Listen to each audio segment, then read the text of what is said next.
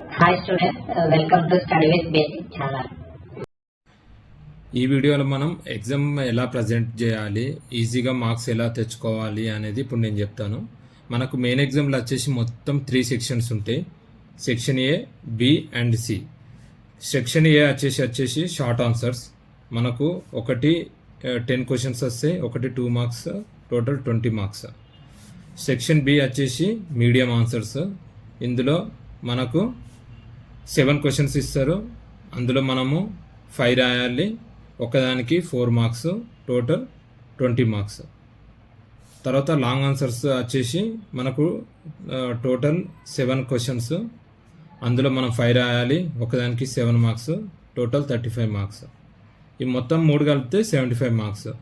ఇందులో మనకు వచ్చేసి ఫస్ట్ మనకు ఎగ్జామ్ పేపర్ మనకు క్వశ్చన్ పేపర్ ఇచ్చి తర్వాత దానికన్నా ముందు బుక్లెట్ ఇచ్చినప్పుడు బుక్లెట్ తీసుకొని అన్ని బుక్లెట్స్ అన్నిట్లలో లైన్స్ ఉన్నాయా లేదా అనేది ఫస్ట్ చెక్ చేసుకోవాలి.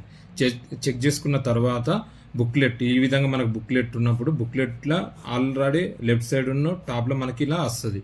తర్వాత మనం ఏం చేయాలి అని అంటే మన ప్రజెంటేషన్ బాగా కనిపించడానికి రైట్ సైడ్ కూడా మనం ఒక లైన్ డ్రా చేసుకోవాలి. ఇక్కడ రఫ్ వర్క్ కానీ ఏదైనా యూజ్ చేసుకోవడానికి అలా డ్రా చేసినామో మనకు బుక్లెట్ అనేది చాలా అందంగా కనిపిస్తుంది. ఇది మనం ఫస్ట్ గుర్తుంచుకోవాల్సింది అది. ఇది కూడా పెన్నుతో డ్రా చేయొద్దు, పెన్సిల్తో డ్రా చేయాలి. అలా డ్రా చేస్తే బాగుంటుంది. తర్వాత వచ్చేసి ఇప్పుడు మనము క్వశ్చన్ పేపర్ చెక్ చేసుకోవాలి. ఓకే, నాకు షార్ట్ ఆన్సర్స్ అన్నీ వస్తున్నాయా, లాంగ్ ఆన్సర్స్ అన్నీ వస్తున్నాయా, ఎలా ఉంది అనేది ఒకసారి ఓవరాల్గా చెక్ చేసుకోవాలి. ఎప్పుడు కానీ మనం ఎగ్జామ్ రాసేటప్పుడు ఒక ఆర్డర్ ఫాలో కావాలి. ఏ, బి, సి ఇలానన్నా స్టార్ట్ చేయాలి సెక్షన్స్, లేకపోతే సి, బి, ఏ ఇలానన్నా స్టార్ట్ చేయాలి. ఎందుకంటే మనము ఆర్డర్ ఫాలో అవుతే పేపర్ కరెక్షన్ చేసే ఇన్ని ఫ్యాకల్టీకి ఆయన పేపర్స్ కరెక్షన్ చేసి ఆయన దగ్గర ఉన్న ఓఎంఆర్లో మార్క్స్ ఫిల్ చేస్తాడు. మనము బిఏసి లేకపోతే బిసిఏ అట్లా ర్యాండమ్గా సెక్షన్స్ రాస్తే వాళ్ళకి పేపర్స్ దిద్దినాక దాన్ని ఫిల్ చేసేటప్పుడు వాళ్ళకి ఇబ్బంది అవుతుంది. కాబట్టి మనము వాళ్ళకి ఈజీగా అయ్యేటట్టు రాసినప్పుడు వాళ్ళకు స్ట్రెస్గా ఫీల్ కాకుండా ఎగ్జామ్ పేపర్ని కరెక్షన్ చేస్తారు అన్నట్టు. ఏబిసి లేకపోతే సిబిఏ. నా సజెషన్ ఏంటిదంటే ఎప్పుడు కానీ సిబిఏకే ప్రిఫర్ ఇవ్వాలి. ఎందుకు అని అంటే సిలా long answers, medium answers, short answers ఉంటాయి. మనం లాంగ్ ఆన్సర్స్ రాసాము, లాంగ్ ఆన్సర్స్ రాసిన తర్వాత మీడియం ఆన్సర్స్ రాసిన తర్వాత షార్ట్ ఆన్సర్స్ రాసి షార్ట్ ఆన్సర్స్ రాయడానికి మనకు ఎక్కువ టైం సరిపోకపోయినా కూడా 10లో మనం ఒక 8 అటెంప్ట్ చేసినా కూడా సాటిస్ఫాక్షన్ ఉంటుంది. దాన్ని బట్టి మనము ఓకే మనం ఇవరిదాకా లాంగ్ ఆన్సర్స్ రాసిన వాడు మార్క్స్ గెయిన్ చేసుకోవచ్చు అని ఒక కాన్ఫిడెంట్ ఉంటుంది. అంటే నేను చెప్పింది మీకు అర్థమైంది అనుకుంటా. అదే మనము సెక్షన్ ఏ నుంచి స్టార్ట్ చేస్తే షార్ట్ ఆన్సర్స్ కాడ మనం ఒక్కొక్కడ స్ట్రక్ అయ్యాము. స్ట్రక్ అయితే అన్నీ మనకు టైం వేస్ట్ అవుతుంది. లాస్ట్కి వచ్చే వరకు లాంగ్ ఆన్సర్స్ రాసే వరకు టైం సరిపోక టెన్షన్లో ఏదేదో రాస్తాము. 4 పేజెస్ కాడ 2 పేజెస్ 1 సైడ్ అట్లా రాసే వరకు మనకు మార్క్స్ అనేది గెయిన్ చేసుకోలేము. కాబట్టి ఎప్పుడు కానీ సిబిఏకే ప్రిఫర్ ఇవ్వండి. అలా ప్రిఫర్ ఇస్తేనే మనకు మార్క్స్ గెయిన్ చేసుకోవడానికి ఎక్కువ ఛాన్స్ ఉంటుంది. ఇప్పుడు వచ్చేసి సెక్షన్ సి అంటే ఇటు వరకు మీకు అర్థమైంది అనుకుంటున్నా. తర్వాత వచ్చేసి సెక్షన్ సి. సెక్షన్ సిలో మనకు వచ్చేసి లాంగ్ ఆన్సర్స్ ఉంటాయి. ఇక్కడ ఒకటి గుర్తుపెట్టుకోండి, లాంగ్ ఆన్సర్స్లలో మనకు ఒక్క క్వశ్చన్లో ఏ, బి, సి అని సబ్ క్వశ్చన్స్ కూడా ఉంటాయి, లేకపోతే ఏ, బి అని సబ్ క్వశ్చన్స్ కూడా ఉంటాయి. కాబట్టి మనకు దాంట్లో అది అటెంప్ట్ చేయాలి. కొందరు ఏ, బిలో ఏ ఒకటి, బి ఒక్కటే రాసేస్తారు. లేదు, ఏ, బిలో అన్నప్పుడు ఏ, బి అనేది 2 రాయాలి. బి ముందు రాసి ఏ తర్వాత రాయడం అలా చేయొద్దు. ఏ రాసిన తర్వాతనే బి రాయాలి. ఫస్ట్ క్వశ్చన్ నెంబర్ రాయాలి. మనం ఫర్ ఎగ్జాంపుల్ 17th క్వశ్చన్ అనుకుంటే 17 క్వశ్చన్ అని పెట్టి కింద ఏ అయితే ఏ, అందులో ఏ ఆన్సర్ అని రాయాలి. లేకపోతే ఏ బీలు కాకుండా డైరెక్ట్ ఉంటే డైరెక్ట్ ఆన్సర్ అని బ్లూ పెన్తో క్లారిటీగా రాయాలి. రాసిన తర్వాత ఇక్కడ క్వశ్చన్ ఆన్సర్స్లో కూడా చాలా టైప్స్ ఉంటాయి. కొన్ని థియరిటికల్ ఉంటాయి, ఎక్స్పెరిమెంటల్ ఉంటాయి, లేకపోతే ఏదన్నా నార్మల్ ఏదన్నా ఎక్స్పెరిమెంట్ గురించి కంప్లీట్గా ఎక్స్ప్లెయిన్ చేయడం ఉంటుంది. డయాగ్రామ్స్తో ఉంటాయి, కొన్ని ఓన్లీ థియరీగానే ఉంటుంది. ఎప్పుడు కానీ డయాగ్రామ్స్ ఉన్న క్వశ్చన్స్కే ప్రిఫర్ ఇవ్వడానికి ట్రై చేయండి. ఎందుకు అని అంటే దాంట్లో మనం డయాగ్రామ్ వేసి దాని పార్ట్స్ రాసి దాని గురించి ఎక్స్ప్లెయిన్ చేసినప్పుడు ఇన్ని కరెక్షన్ చేసే వాళ్ళకు డయాగ్రామ్ చూడంగానే ఓకే డయాగ్రామ్ కరెక్ట్ ఉంది కాబట్టి అబ్బాయికి ప్రొసీజర్ ఏంటిదో తెలుసు, డయాగ్రామ్స్లో పార్ట్స్ అన్ని కరెక్ట్గా రాశాడు అని వాళ్ళకు ఒక ఇంప్రెషన్ వచ్చేసి వాళ్ళు స్టెప్స్ కూడా చదువుతారు. కాకపోతే అక్కడ గుడ్ ఇంప్రెషన్ పడుతుంది అన్నట్టు. మీకు మార్క్స్ గెయిన్ చేసుకోవడానికి అదొక ప్లస్ పాయింట్. దానికన్నా ముందు ఏంటంటే మనం ఒక డయాగ్రామ్ వేసాం. డయాగ్రామ్ వేసి కొందరు ఇలా ఏ, బి అని ఇలా రాస్తారు. వీటిని పార్ట్స్ ఇండికేషన్ ఇలా చేస్తారు. ఎప్పుడు కానీ ఇలా ఇండికేట్ చేయొద్దు, ఇది తప్పు.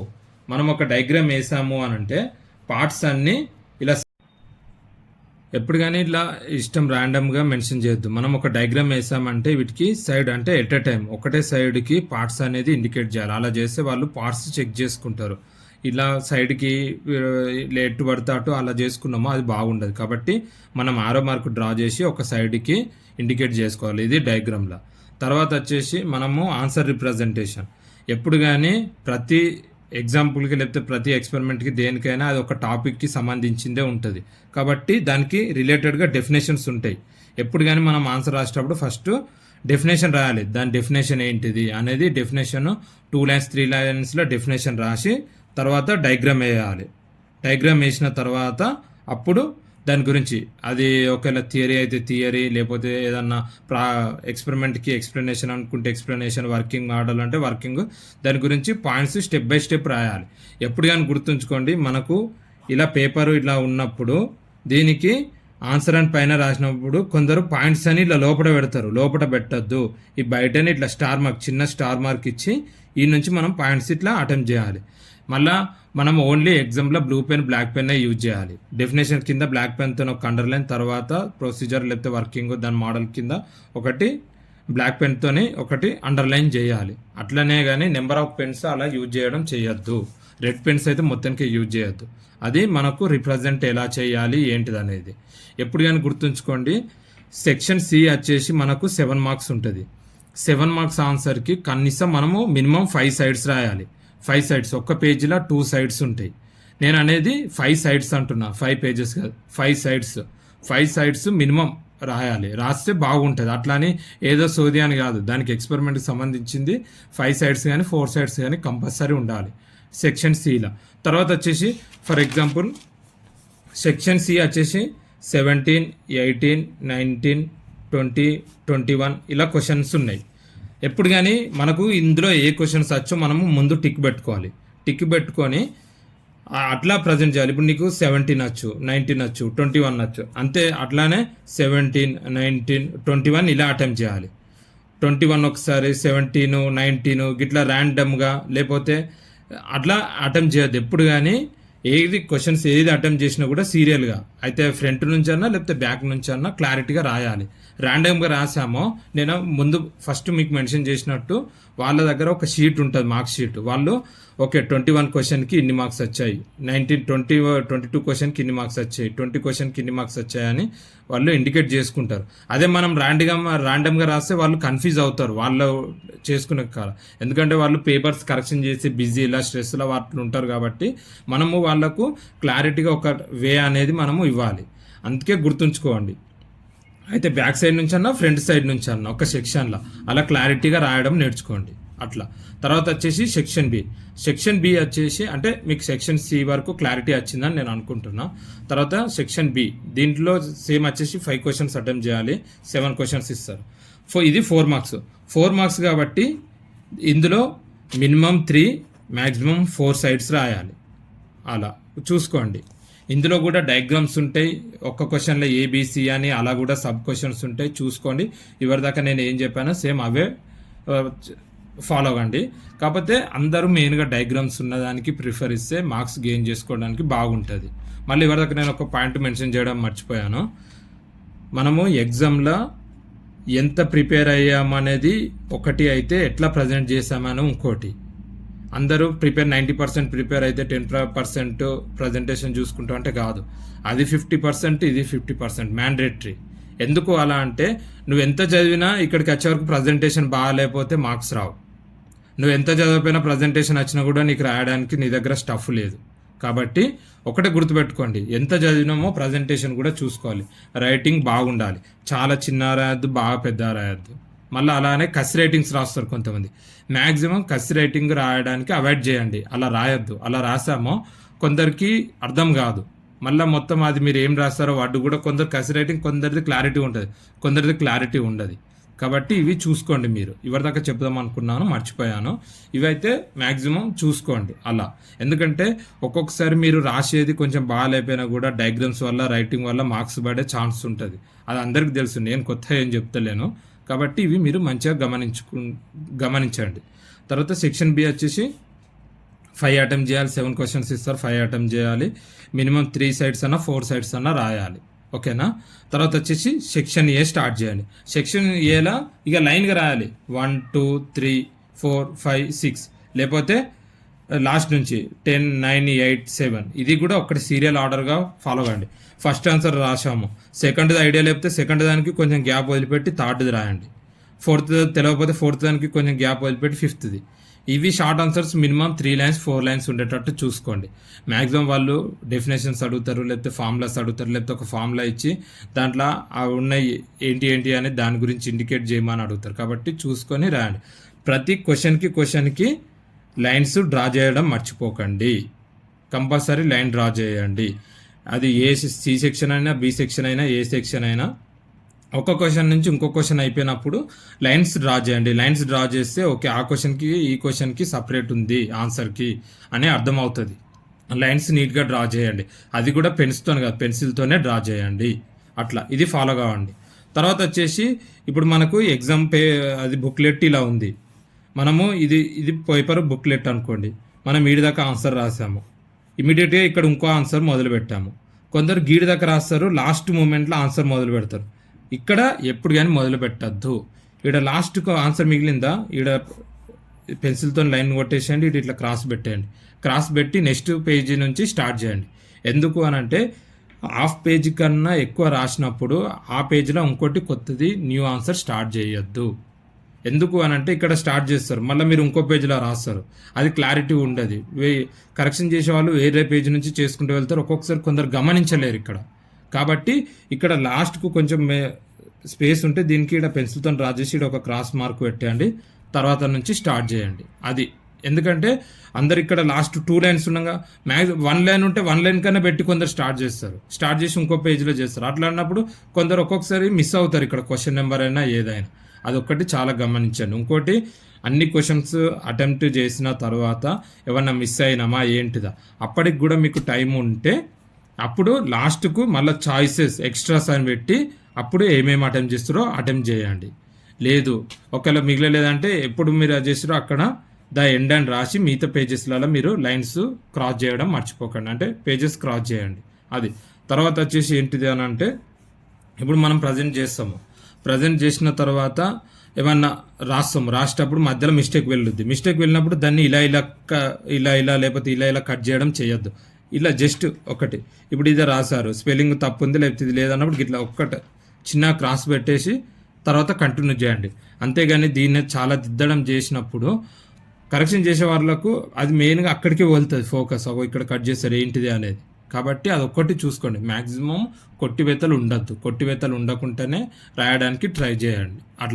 అలానే ఇప్పుడు నేను చెప్పింది అంటే నేను మీకు చెప్పింది మీకు చాలా వరకు యూజ్ అవుతుందని అనుకుంటున్నాను. ఎందుకు అని అంటే చాలామంది చేసేది ఇవే, ఎలా ప్రజెంట్ చేయాలి ఏంటిది అని అర్థం కాక చాలామంది స్టూడెంట్స్ కానీ వీళ్ళు కానీ చాలామంది అడుగుతున్నారు. అయితే వాళ్ళు కొంచెం క్లారిటీ ఉంటుంది తెలుస్తుంది అని చెప్పేసి ఈ వీడియో చేయడం జరిగింది. ప్రజెంటేషన్ అయితే చాలా బాగా ఇవ్వాలి, ఏదో అన్ని పెన్స్ ఇలా అలా అని కాదు. మళ్ళీ ఇంకోటి ఎగ్జామ్లో టైము వేస్ట్ చేసుకోవద్దు. ఎవరో ఫ్రెండ్స్ చెప్తారు, పక్క వాళ్ళు చూపిస్తారు రాద్దాము అనేది అది ఎప్పుడు పెట్టుకోవద్దు. మీరు ప్రిపేర్ అయింది ముందు రాయండి.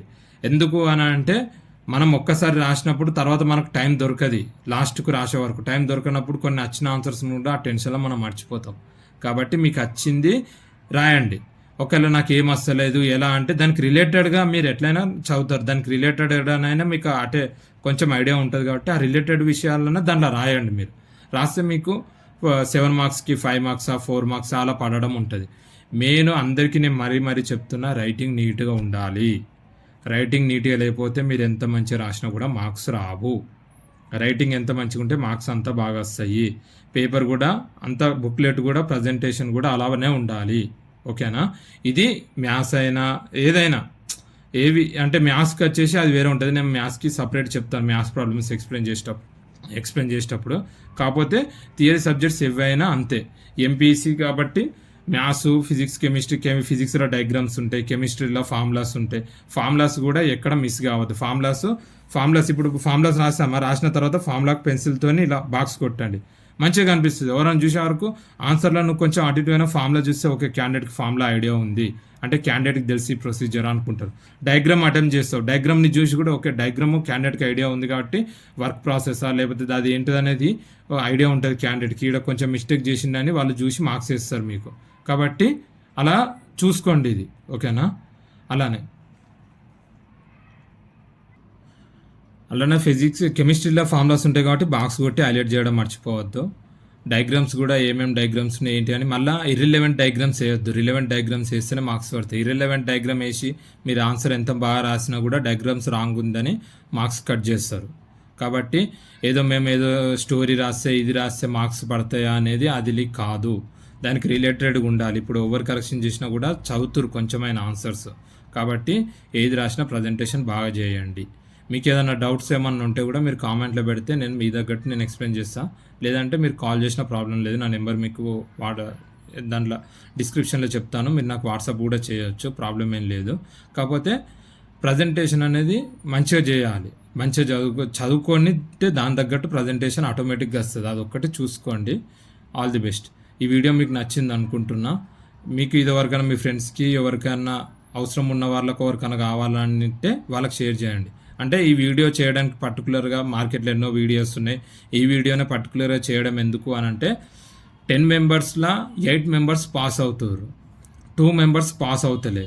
ఆ 2 మెంబర్స్ ఎందుకు పాస్ అవుతలేరు అన్న చిన్న క్వశ్చన్ మీద 2 మెంబర్స్కి ప్రజెంటేషన్ తెలియకనా, లేకపోతే అందరికి తెలిసిన విషయాలు కొందరికి తెలియదు. కాబట్టి ఆ 2 మెంబర్స్ కోసమనే ఈ వీడియో చేస్తున్నాము. మీకు యూస్ఫుల్ అవుతుంది అని అనుకుంటున్నా. వీడియో కొంచెం లెంతీగానే ఉంది, కాకపోతే డీటెయిల్గా క్లియర్గా ఎక్స్ప్లెయిన్ చేస్తామని మేము అనుకుంటున్నాము. ఇంకా ఈ ఛానల్లో ఇంకా ఫర్దర్గా వేరే వీడియోస్ కూడా వస్తాయి. మెయిన్గా మ్యాథ్స్ వీడియోస్ చాలా వస్తాయి ప్రాబ్లమ్స్కి సంబంధించినవి. మీకు ఏమైనా కావాలన్నా ఏదైనా చేయాలన్నా మీరు డౌట్స్ ఎప్పుడైనా అడగచ్చు, నేను మీకు క్లియర్గా క్లారిటీగా ఎక్స్ప్లెయిన్ చేస్తాను. అందరికీ థ్యాంక్ యూ, బాయ్.